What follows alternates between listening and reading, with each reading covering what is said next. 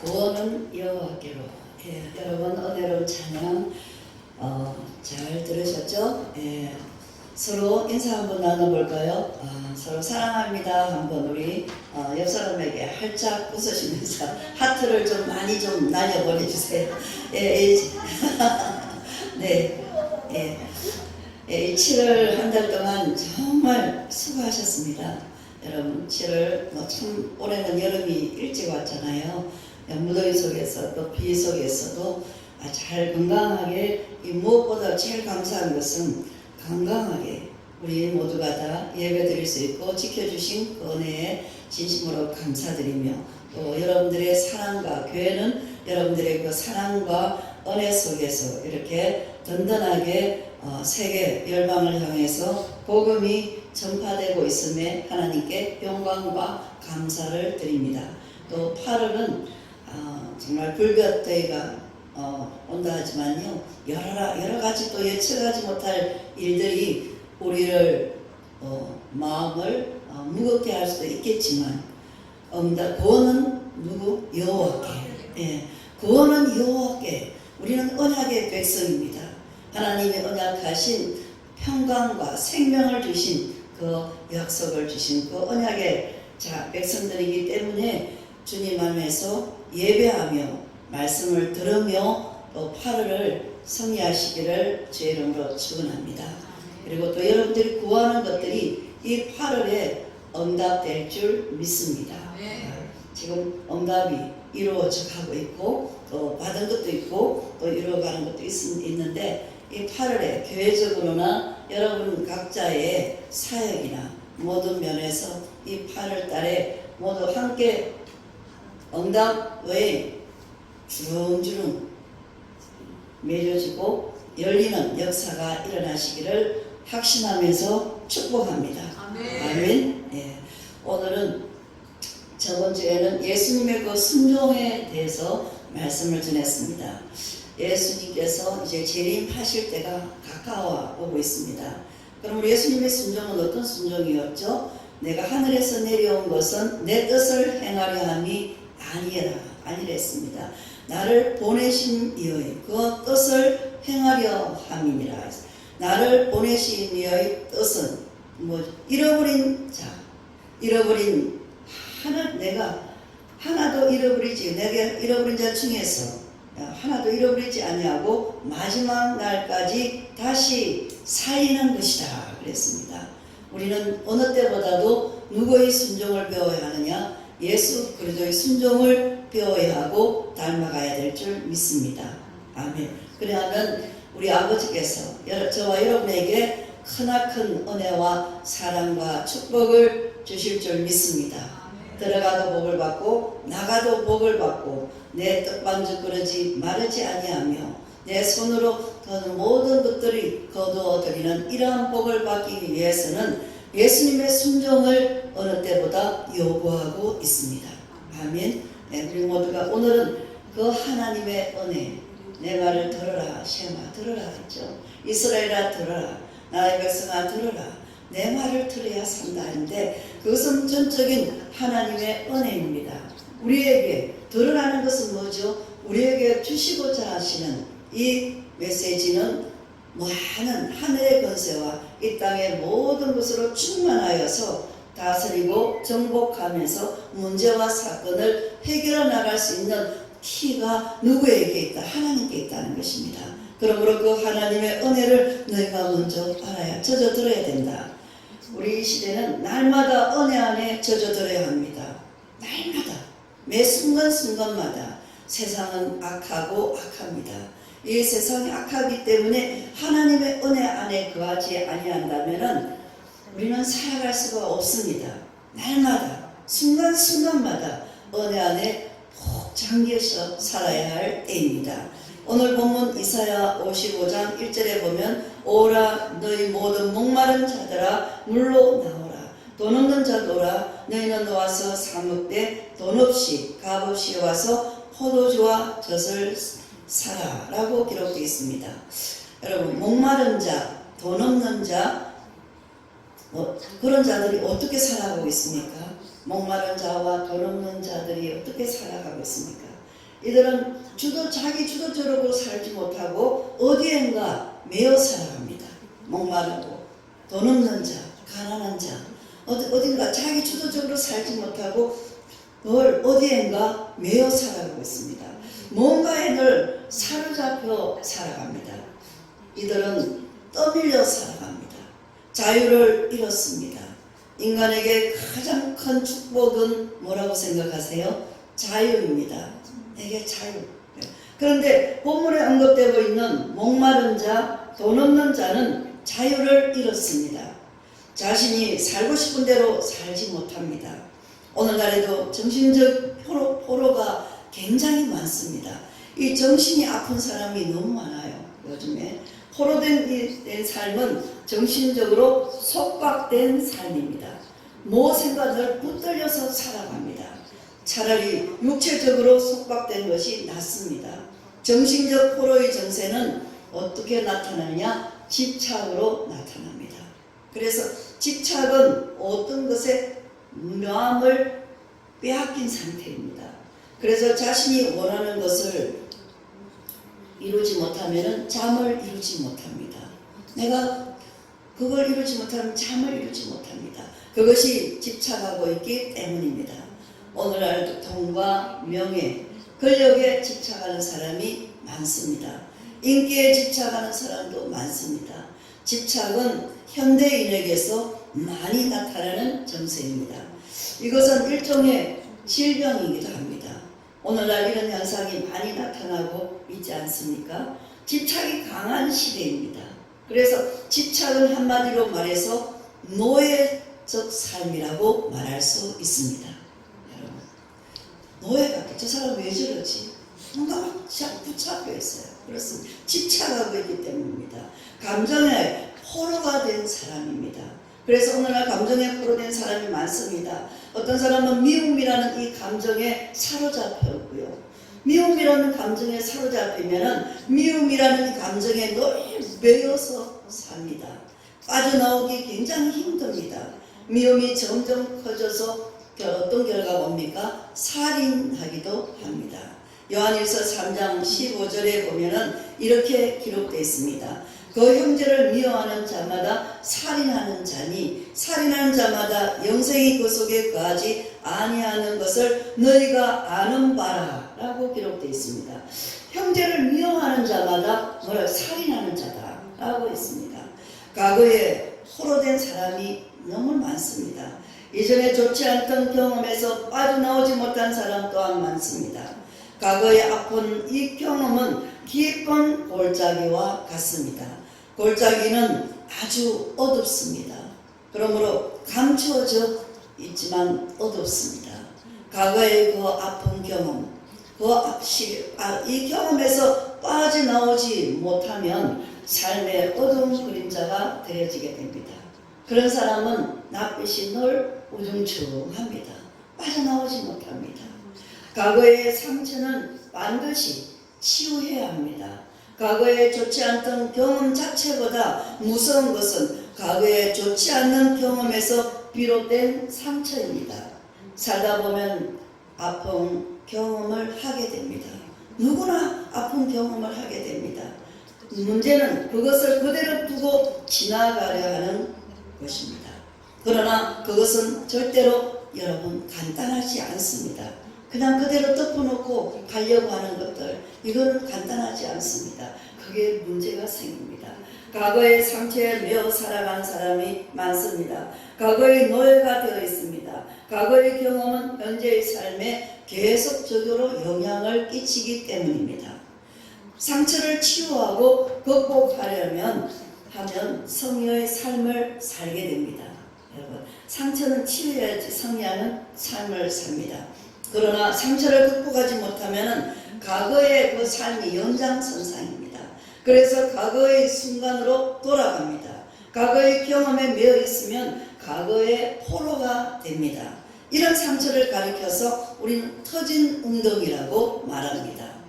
자신에게 주어진 이러한 것들을 담아내지 못합니다. 그래서 하나님의 은혜를 받지 못합니다. 터진 웅덩이처럼 거기에 매여있기 때문에 하나님의 은혜가 폭포수같이 쏟아질지라도 터진 웅덩이가 돼서 받지 못합니다. 그래서 이런 분은 신앙생활을 해도 늘 어둡습니다. 여러분, 이런 사람들은 계속해서 어떠해야 되냐? 신앙의 훈련을 계속 받아야 합니다. 조금 변한 것 했는데도 원점으로 또 돌아갑니다. 또 조금 변한 것 같은데 또 원점으로 돌아가 버립니다.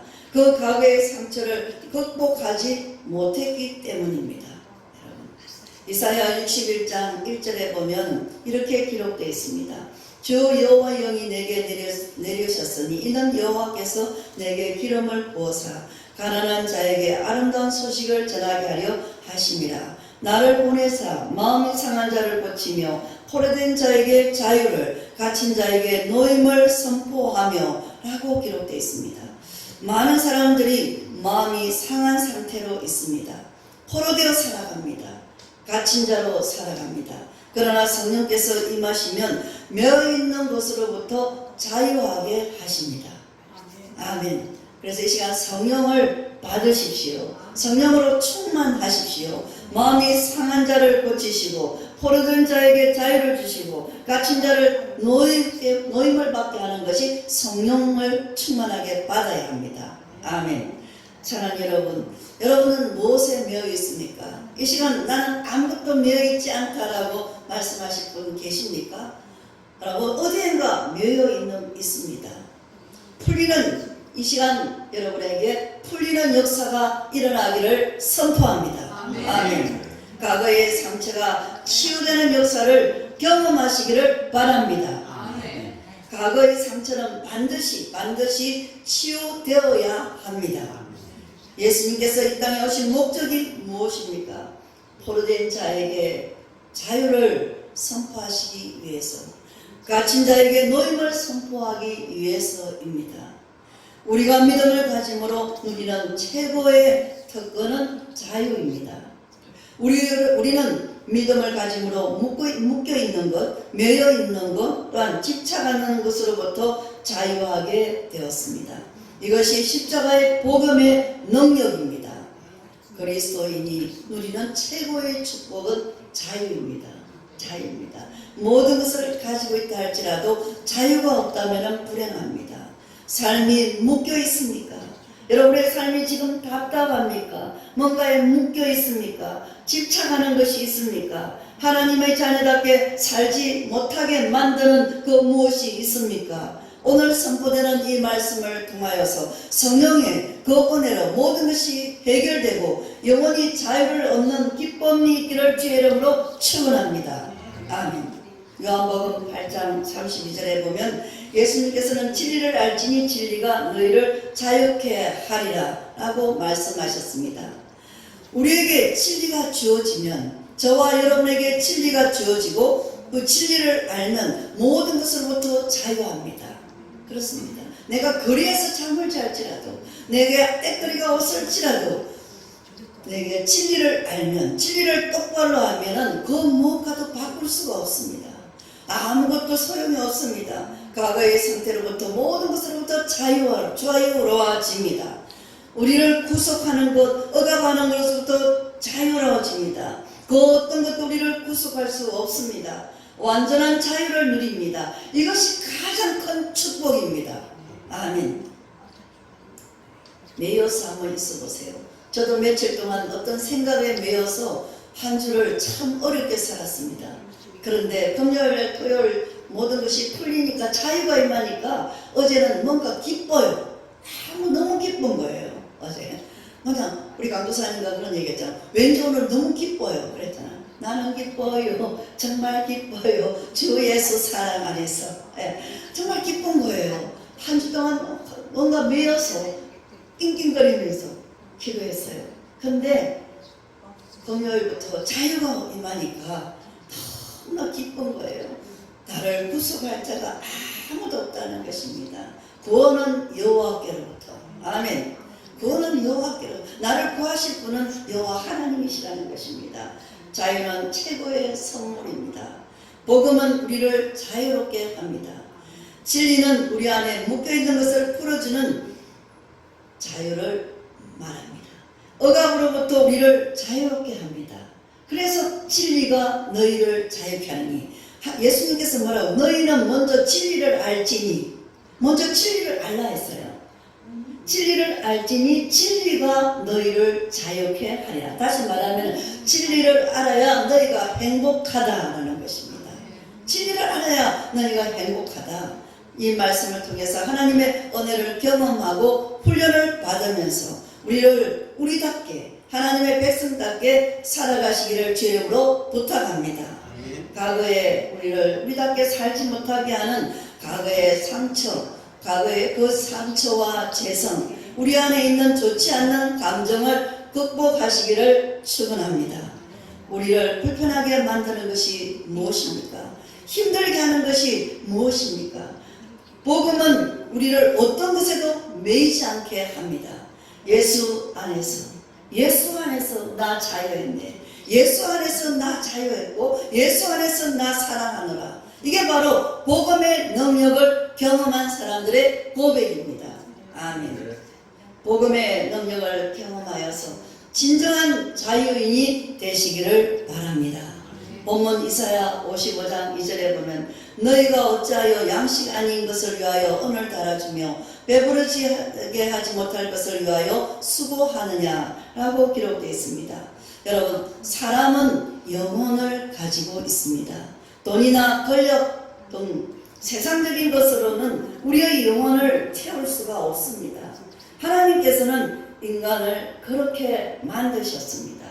그런데 우리는 우리의 육체를 만족시키는 데 늘 익숙해 있습니다.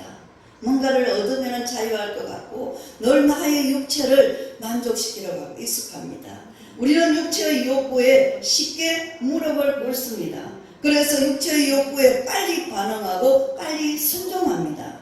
이것이 육체의 종로로 타는 것입니다. 이것이 육체의 종로로. 사람들은 맛있는 음식과 향기로운 커피를 찾습니다. 먹음직하고 보암직한 것이 매우 많습니다. 육체의 소리가 아주 크게 들립니다. 본능에 충실하라, 본능에 충실하라 라는 이러한 육체의 소리가 매우 거셉니다. 사람들은 본능을 충족시키는데 급급해져 가고 있습니다. 평소에는 육체를 만족시키려는 것에만 급급하며 살기 때문에 영혼의 소리를 들을 기회가 없습니다. 그러나 고통의 끝자락에서 그 고통의 끝에 이르면 영혼의 깊은 곳에서 들려오는 하나님의 음성을 들을 수 있습니다. 영혼이 만족을 느끼지 못한다면 참 만족을 경험할 수 없습니다. 우리는, 저와 여러분은 우리의 영혼이 무엇을 갈망하는가? 지금 내 영혼이 무엇을 갈망하는가? 얼마나 갈망하는가를 여러분 알아차려야 합니다. 우리의 마음 가장 깊숙한 곳에 영혼이 있습니다. 우리의 영혼은 우리의 눈에 보이지 않습니다. 그러므로 우리의 영혼이 무엇을 통하여 만족하는가를 깨닫지 못합니다. 따라서 사람들은 쉽게 만족할 수 있는 것을 선택합니다. 그리고 그것에 쉽게 빠져듭니다. 그것이 우리 주변에 널려 있는, 눈만 뜨면 밖에 나가면 널려 있는 쾌락입니다. 육체의 쾌락. 우리는 영적 감수성을 반드시 길러야 합니다. 예민함을 가져야 합니다. 예민한 영적 감수성을 통하여 내면 깊숙한 곳에서 무엇이 일어나고 있는지를 알아차릴 수 있습니다. 그때 우리는 하나님께서 저와 여러분의 영혼을 채워주시기를 갈망해야 합니다. 시편 63편 5절에 보면 골수와 기름진 것을 먹음과 같이 나의 영혼이 만족할 것이라 라고 기록되어 있습니다. 영혼이 만족해야 영혼의 힘이 생깁니다. 아멘. 내 영혼이 만족해야지만이 영혼의 힘이 생깁니다. 영혼의 힘이 생기면 어떤 환경도 이겨냅니다. 활력이 넘칩니다. 에너지가 넘칩니다. 생기가 넘칩니다. 영혼의 진정한 만족은 어디에 있습니까? 오직 예수 그리스도를 통해서 진정한 만족을 얻을 수가 있습니다.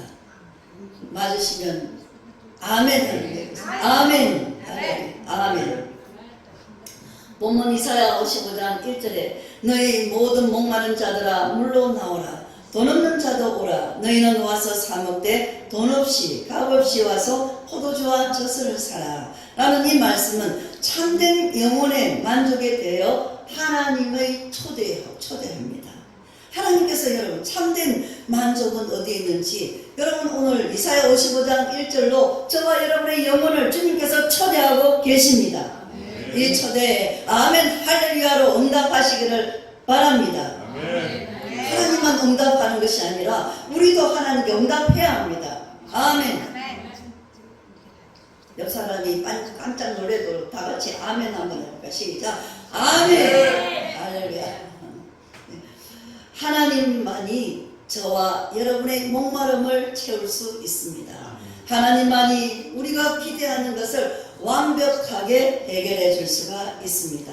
우리가 이 초대에 응하기만 한다면 본문 이사야 55장 2절 너희가 좋은 것을 먹을 것이며 너희 자신들이 기름진 것으로 즐거움을 얻으리라. 아멘. 이 말씀처럼 하나님께서 우리에게 필요에 따라 공급하시는 그 은혜를 경험할 수 있습니다. 아멘. 사도 바울은 이러한 은혜를 실제로 경험함으로써 빌립보서 4장 11절에 이렇게 고백합니다. 내가 궁핍함으로 말하는 것이 아니라 어떤 형편에든지 나는 자족하기를 배웠노라. 아멘. 저의 고백입니다. 그리고 빌립보서 4장 18절과 19절에 보면 내게는 모든 것이 있고 또 풍부한지라 에바브로돈 편에 너희가 준 것을 받았으므로 내가 풍족하니 이는 받으실 만한 향기로운 제물이요 하나님을 기쁘시게 한 것이라. 나의 하나님이 그리스도 예수 안에서 영광 가운데 그 풍성한 대로 너희 모든 쓸 것을 채우시리라. 아멘. 이렇게 기록되어 있습니다. 바울은 계속해서 말하고 있는 것이 자족하는 것을 말하고 있습니다. 이것은 외적인 조건에 의한 것이 아닙니다. 바울은 감옥 안에 있었습니다. 바울과 풍족, 풍성, 만족 이란 단어는 도저히 어울리지가 않습니다. 바울은 가진 것은 아무것도 없었습니다. 그러나 바울은 모든 것을 가진 것처럼 살았습니다. 그는 세상의 외적 조건을 기대하지도 않았습니다. 그는 오직 누구를 기대했습니까? 그리스도만 기대했습니다. 그의 삶의 비밀은 그리스도께 있었습니다. 바울은 세상적으로는 가진 것이 아무것도 없었습니다. 그러나 그는 그리스도를 가진 자로 살았기 때문에 항상 자족하며 살 수가 있었습니다. 바울은 오직 그리스도만이 자신을 만족시키는 분이심을 잘 알고 있었습니다. 아멘. 저와 여러분도 그러지 않겠습니까? 저는 그 믿음으로 바울의 그 믿음을 달라고 기도하면서 지금까지 우리 그림산 교회는 그렇게 선교하고 열방을 향해서 나아갔습니다.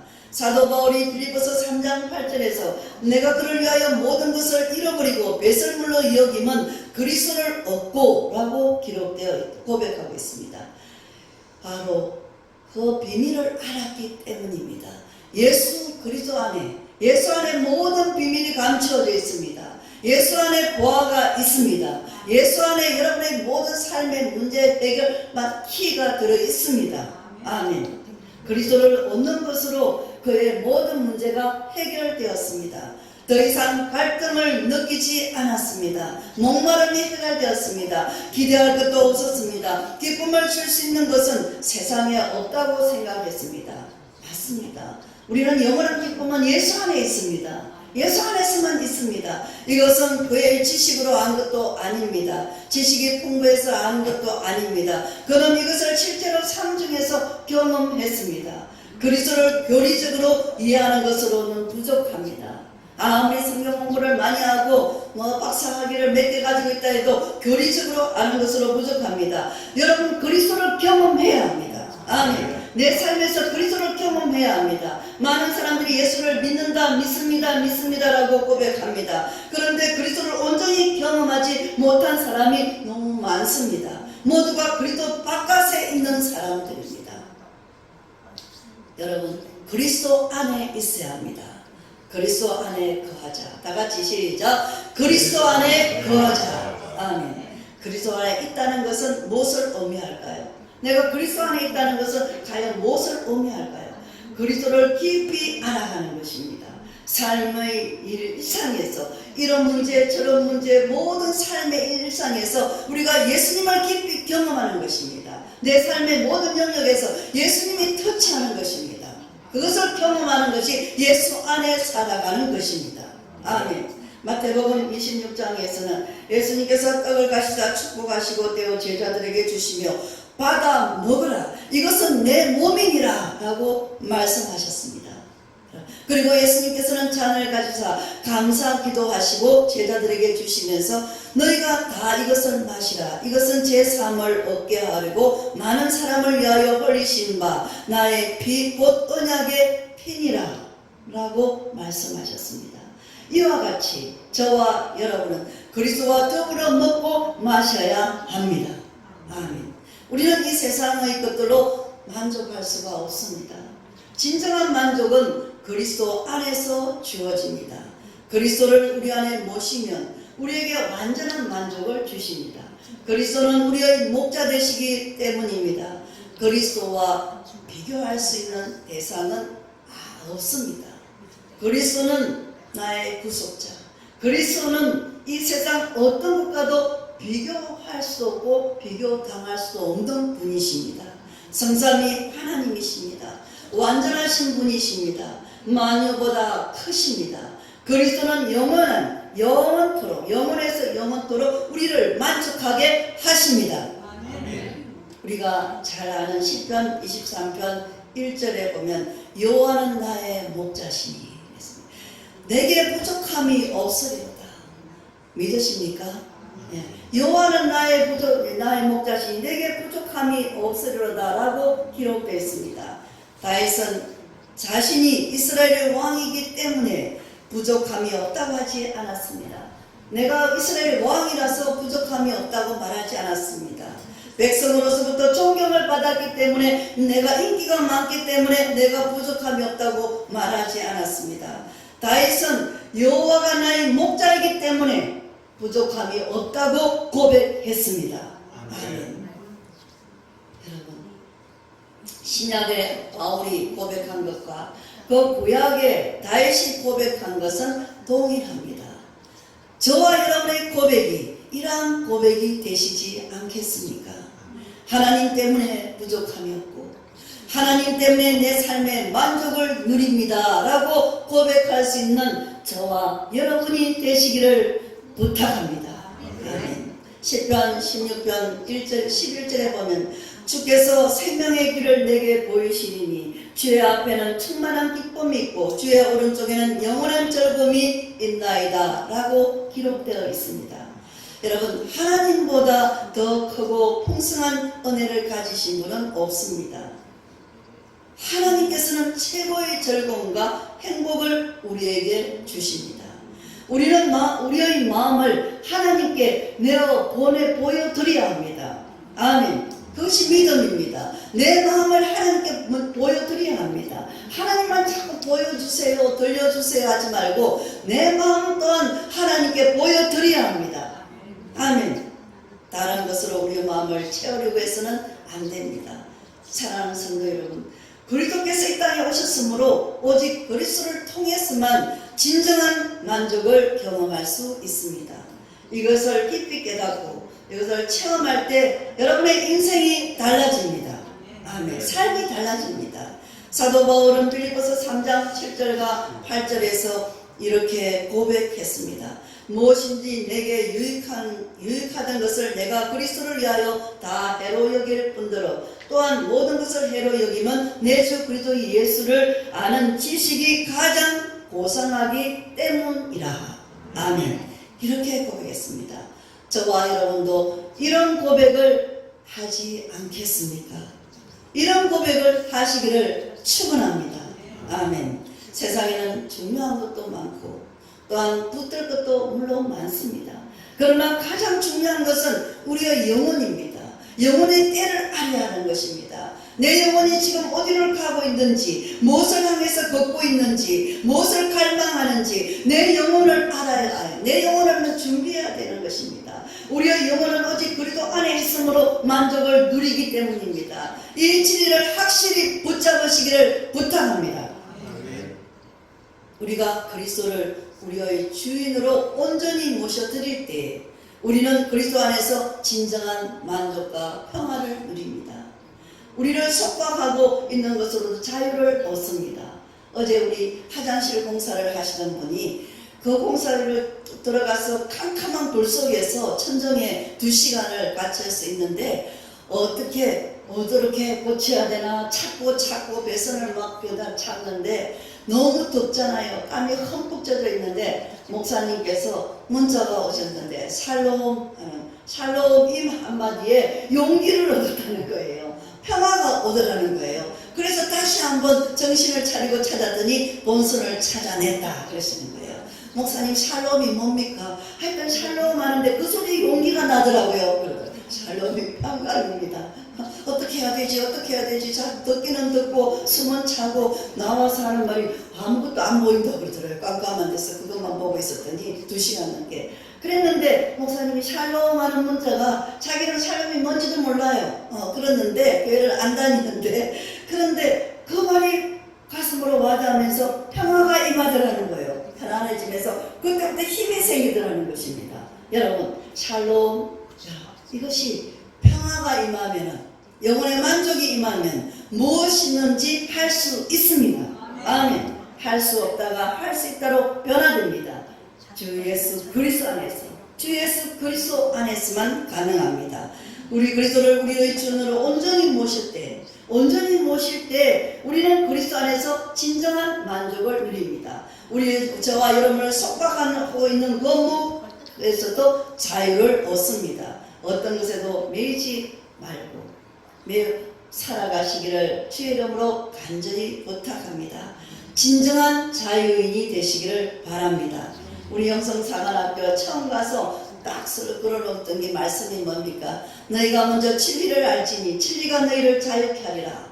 그 외치면서 말씀 가운데 그리스도와 함께 오직 예수. 그래서 우리 제자 영성사관학교 학생들은 저만 보면은 오직 예수 오직 예수는 다 부러졌습니다. 우리는 예수 안에서 즐거움을 얻고 예수 안에서 기뻐하고 예수 안에서 국경을 초월해서 예수 안에서 사랑하고 예수 안에서 핫되시고 날마다 예수 안에서 기뻐한다는 것입니다. 영혼의 만족이 없으면 우리는 일평생 방황할 수밖에 없습니다. 어떤 것을 보더라도 어떤 만족, 그건 일시적입니다. 어떤 것을 통해 인생을 만족하려고 몸부림을 치고 있지는 않습니까? 다 허탄한 것입니다. 돈과 명예를 더 소유하기 위해서, 권력을 더 많이 갖기 위해서, 세상의 것을 더 얻기 위해서 에너지를 낭비합니까?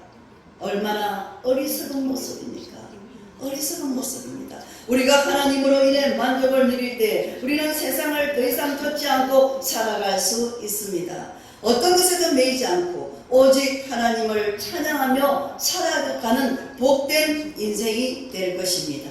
사랑하는 여러분, 하나님은 우리가 가장 겸손하기를 기대하십니다. 그래서 첫째도 겸손, 둘째도 겸손, 셋째도 겸손하라. 그리스도 안에 있는 자들은 겸손해야 합니다. 하나님께서는 겸손한 자에게 은혜를 주십니다. 이 겸손한 자에게 은혜를 주시지만 교만한 자를 물리치십니다. 그러므로 이것은 하나님의 법칙입니다. 겸손하셔야 합니다. 고린도전서 1장 28절과 29절에 보면 고린도에는 지혜로운 사람, 문벌 좋은 사람, 학식 있는 사람, 권세 있는 사람, 부유한 사람이 많았습니다. 그러나 하나님께서는 그런 사람을 택하지 않았습니다. 그들에게는 겸손을 찾을 수가 없었습니다. 하나님께서는 지으신 자연에는 그 법칙이 있습니다. 그 중에 사람이 가져야 할 참된 도리가 무엇인지 아십니까? 사람의 참된 도리는 겸손입니다. 겸손은 하나님의 말씀을 듣는 사람입니다. 여러분, 겸손하지 않으면 하나님을 영광스럽게 할 수가 없습니다. 자신 스스로가 그 자리에 앉기 때문입니다. 하나님은 겸손한 자를 가장 기뻐하신다 하십니다.